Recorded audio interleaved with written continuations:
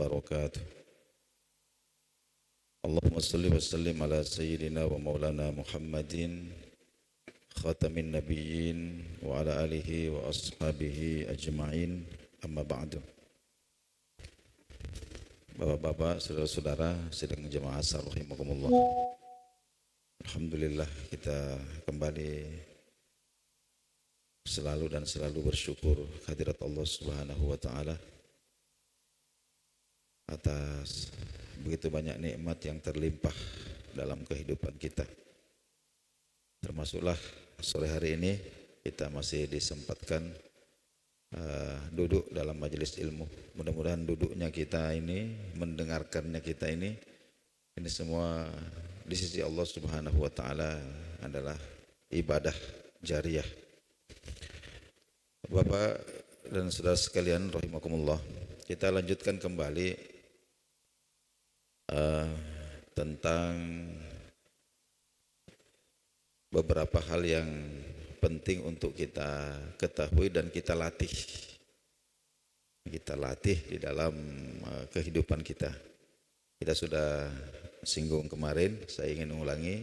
Yang pertama adalah memaafkan semua orang. Ya, memaafkan semua orang, mau kesalahan yang besar, yang kecil, jadi maafkan.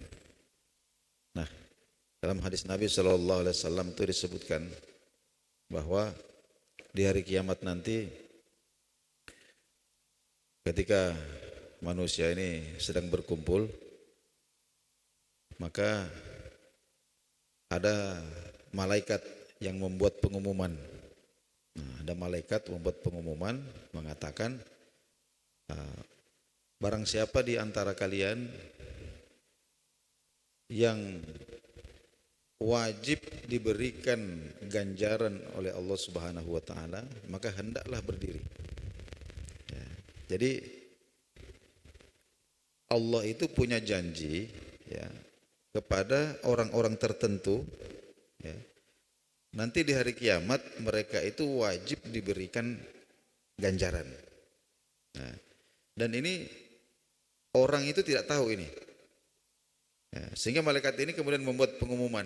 Ya, barang siapa yang merasa, maksudnya itu sudah, kalau mungkin hari ini sudah dijapri, ya, sudah dichat secara pribadi begitu. Nah, jadi ini kan lagi banyak orang.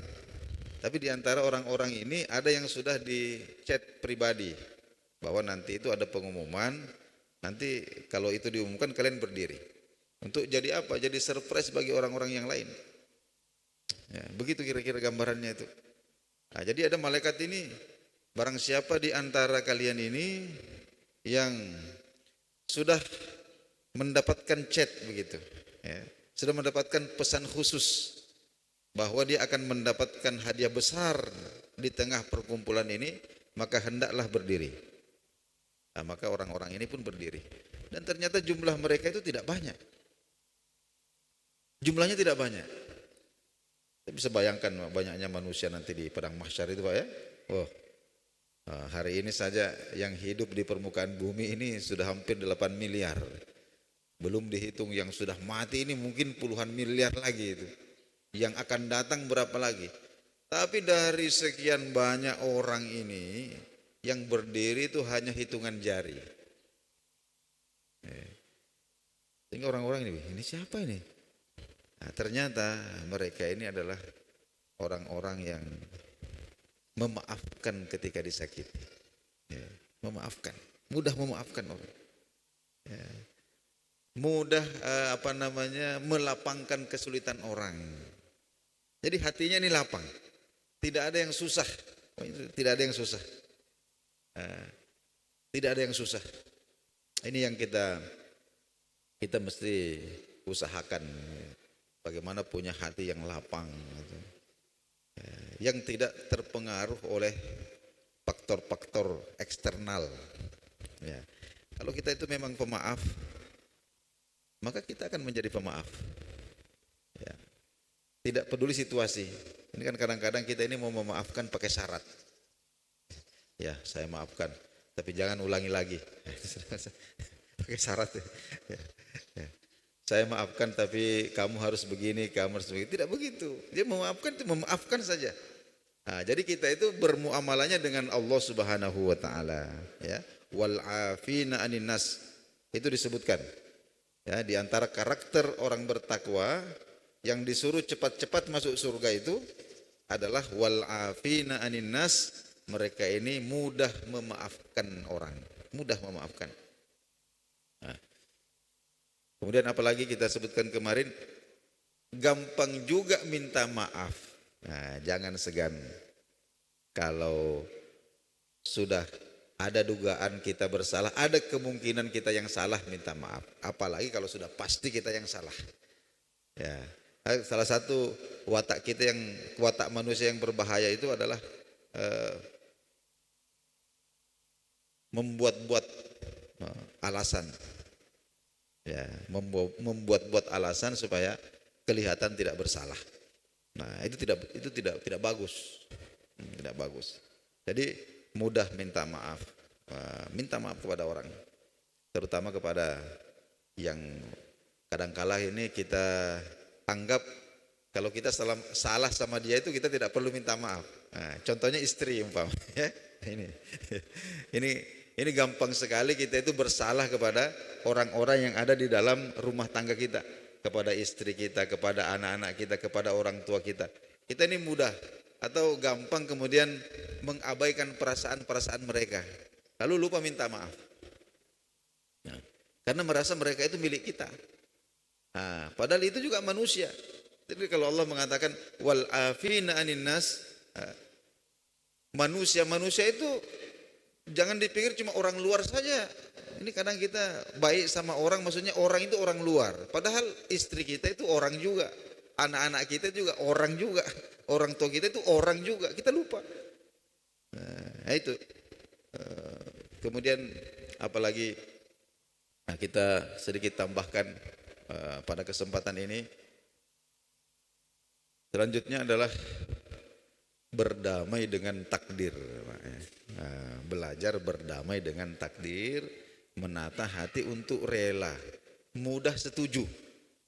Ya, mudah setuju dengan ketentuan-ketentuan Allah Subhanahu wa taala yang barangkali seringkali tidak sesuai dengan yang kita inginkan. Ya, kita ingin anak kita soleh, tapi ternyata anak kita nakal. Ya sudah, setuju saja. Ya, Allah maunya begitu.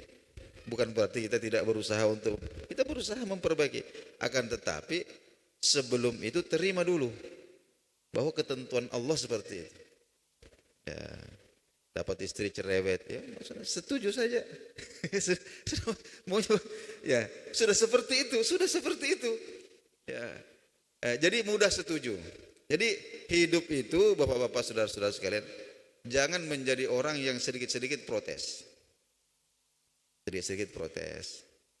Ini lambat azan, protes. Wah, ini muazzinnya mana? Kenapa? Begitu lagi sibuk tiba-tiba azan. Ini azan cepat sekali. Jadi tidak ada yang cocok. Ini bahaya ini. Jadi karakter seperti ini bahaya. Suka atau apa istilahnya itu, tidak setujuan lah orangnya. Apa-apa diprotes. Hujan lagi.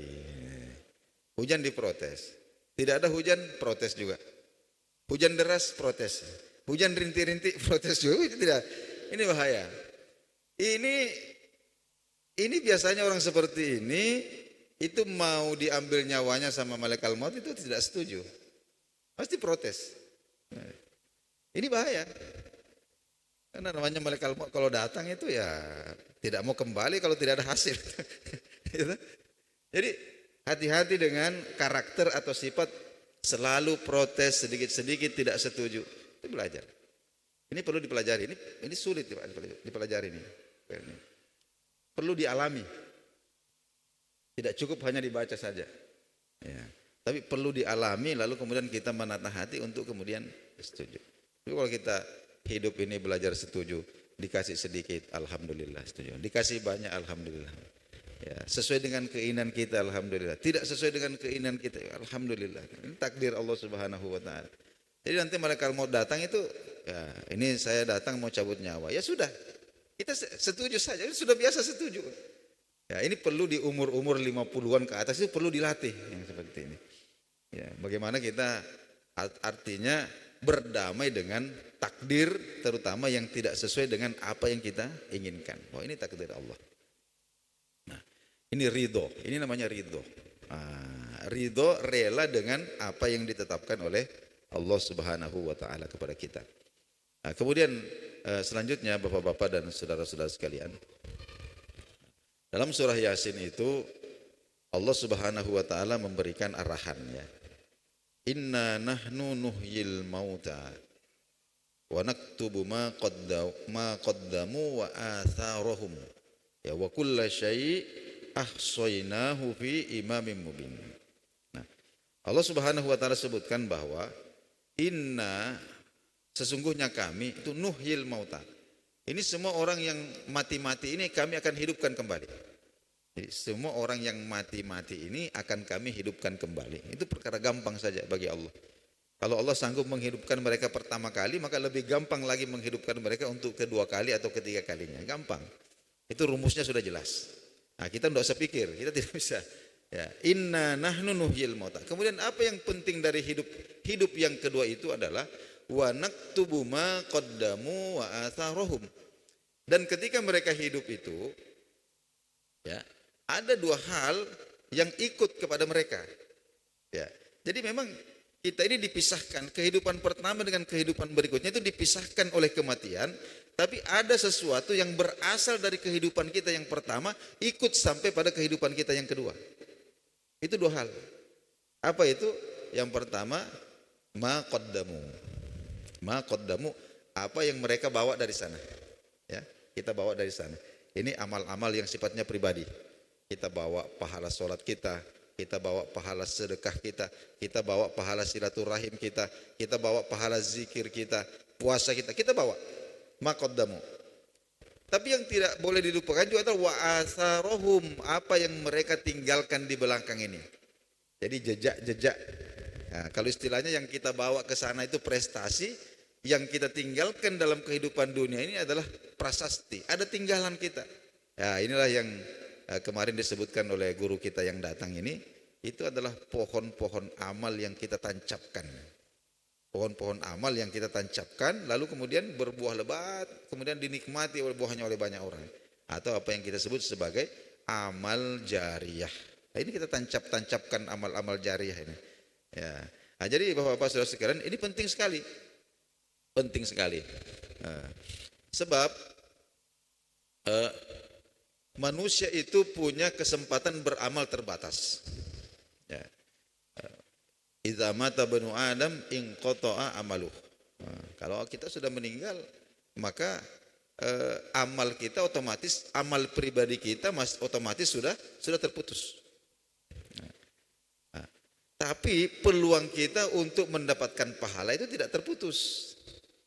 Memang amal pribadi kita yang rajin jamaah sudah tak bisa jamaah, yang rajin baca Quran mati ya tidak bisa baca Quran lagi, yang rajin sholat duha mati tidak bisa sholat duha lagi. Ya. Tapi apakah peluang untuk mendapatkan pahala terputus? Tidak. Kalau kita punya prasasti, kita punya tinggalkan. Ada anak soleh ini kita tinggalkan, ada anak soleh yang kita tinggalkan, pandai mengaji, pandai berdoa. Itu anak itu Pak. Kesolihan anak itu kesolihan orang tua juga. Jadi anak itu kalau melakukan kesolihan tidak perlu dia niatkan bahwa ini pahalanya untuk bapakku, tidak perlu, otomatis. Otomatis. Ini namanya prasasti yang kita tinggalkan. Ya, ada ada amal-amal jariyah, ada anak-anak yang kita ajari baca Quran umpama. Ada anak-anak yang kita ajari baca Quran. Mungkin nanti anak ini kemudian menjadi penghafal Quran. Lalu kemudian dia juga mengajari anak yang lain. Lalu anak ini juga mungkin mengajari lagi. Itu semua tercatat itu. Wa naktubu ma qaddamu wa atharahum. Ya. Nah, jadi orang yang cerdas itu adalah bukan sekedar membesarkan prestasi yang akan dia bawa, tapi lebih daripada itu dia menanam pohon-pohon kebaikan yang bisa kemudian tumbuh besar, berbuah, lalu kemudian dinikmati oleh banyak orang. Itu Nabi kita sallallahu alaihi wasallam sabdakan bahwa betapa orang itu seumpama dia menanam pohon atau menanam apa saja. Kemudian itu dimakan oleh binatang, dimakan oleh ulat, dimakan oleh apa, itu semua dia mendapatkan pahala sedekah. Itu. Jadi luar biasa.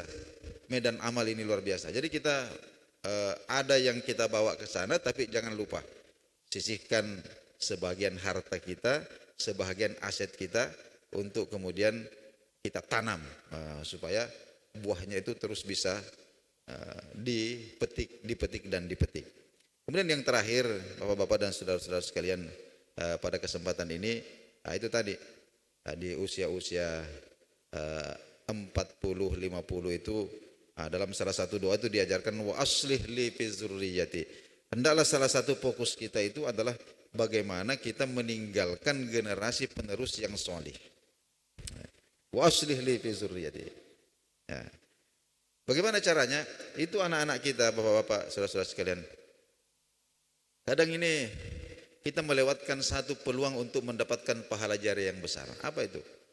Anak-anak kita itu diajari mengaji oleh orang lain. Ya. Nah mestinya ini kan, kalau kita cerdas itu mestinya anak-anak itu kita ajari sendiri. Ya. Anak-anak kita itu bisa sholat diajari oleh orang lain. Diajari sama guru TPA-nya. Anak-anak kita bisa berdoa masuk WC, keluar WC, doa sebelum tidur, doa itu diajari orang, bukan kita yang ngajari. Coba kita ruginya ini. Ya, kenapa? Padahal kita bisa. Jadi ini yang saya maksud ini. Jadi ini sebenarnya peluang besar ini bagaimana anak-anak kita. Artinya begini. Kadang kita orang tua ini merasa bahwa kita terlalu fokus kepada pemenuhan kebutuhan yang bersifat material, uang jajannya, uang pulsanya, mana mau beli, mana. Padahal itu semua sirna. Tidak ada yang sampai di akhirat itu, tidak ada. Yang penting itu coba mungkin kita sedikit kurangi waktu kita di pasar, mungkin kita sedikit kurangi waktu kita berbisnis, lalu kemudian kita sempatkan untuk duduk sebentar di depan anak kita itu, coba baca Iqra-nya ini, kita dengarkan, kita betulkan, begitu. Ya. Maka itu nanti akan kembali kepada kita. Ini yang banyak kita lupakan. Anak-anak kita bisa mengaji, ada guru mengajinya. Siapa yang ngajari mengaji? Orang lain, bukan kita. Jadi wa aslih li. Oke lah, mungkin itu sudah terlambat, sudah. Oke, sekarang kita harus pantau-pantau. Jadi sempatkan untuk duduk bersama dengan anak-anak membaca Al-Quran.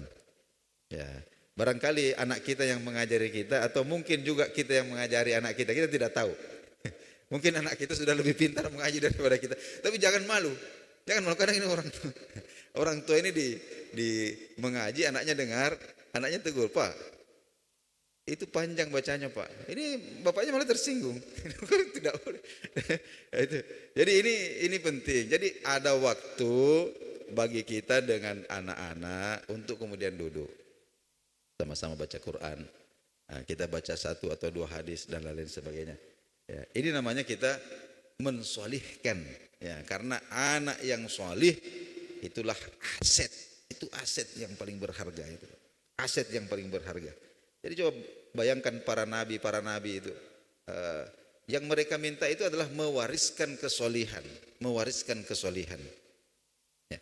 Makanya seperti ada nabi yang tidak dikaruniai anak dalam usia yang tua itu, seperti Nabi Zakaria, Nabi Ibrahim alaihissalam.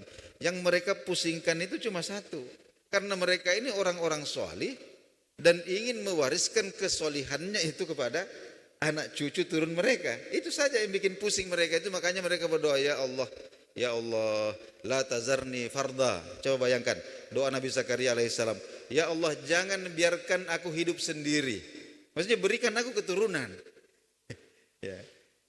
Coba kita baca-baca dalam Quran itu. Jadi motivasinya itu sederhana saja. tapi sesuatu yang agung, yaitu apa? Ingin mewariskan kesolihan. Nah, karena itulah yang kemudian akan sampai di akhirat nanti manfaatnya yang sangat luar biasa. Lebih baik Bapak-bapak, saudara-saudara, kita cukupkan dulu kajian kita pada kesempatan hari ini. Mudah-mudahan bermanfaat. Wassalamualaikum warahmatullahi wabarakatuh.